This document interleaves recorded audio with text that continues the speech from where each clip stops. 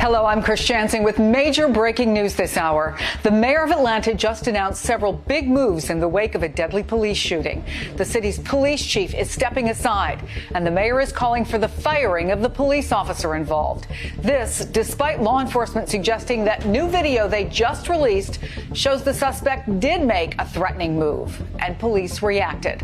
So let's explain how we got here. There have been protests throughout the day in Atlanta after cell phone video emerged of the deadly shooting of 27-year-old Rayshard Brooks. We want to warn you, this video may be disturbing. Police say they were called to a Wendy's on a report of a man sleeping in his car and blocking other drivers. After they woke Brooks up, they say he failed a DUI test and then resisted arrest, getting into a scuffle with police, which continued for some time before he's seen on the video getting up and running from the officers. But the Georgia Bureau of Investigation came out just a short time ago to say the video doesn't tell the whole story, promising to release their own video. Well, just a few moments ago, they did. Take a look. It's surveillance video that picks up after the cell phone video ends with Brooks running from police.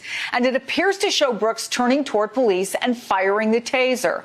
Police fire, and he drops to the ground. Atlanta Mayor Keisha Lance Bottoms weighed in just a few minutes ago, calling for quick action against the officer involved. While there may be debate as to whether this was an appropriate use of deadly force, I firmly believe that there is a clear distinction between what you can do and what you should do.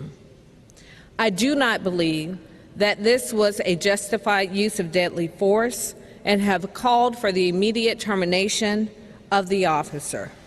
The mayor also announced that longtime Atlanta Police Chief Erika Shields will step aside as the city launches, quote, a national search for new leadership. I want to bring in Mark Claxton, director of the Black Law Enforcement Alliance, and Atlanta Journal reporter Marlon Walker. Marlon, let me start with you. You have been covering this. What's been the reaction? I know it's been a very short time, but what are you hearing about the mayor's announcement about both the police chief and the call for the officer to be fired? Like you said, it's still very early on, but a lot of people are in shock. Erika Shields has a great reputation in Metro Atlanta, and a lot of people are wondering what this means at the end of the day. People are still, you know, like you said, it's been less than 20 hours since everything went down at the Wendy's in South Atlanta. So a lot of people are still confused about what's going on. The video was just released. I don't think a lot of people have had time to digest that at this point. So people are still taking in what they saw last night on social media and using that to form their opinions.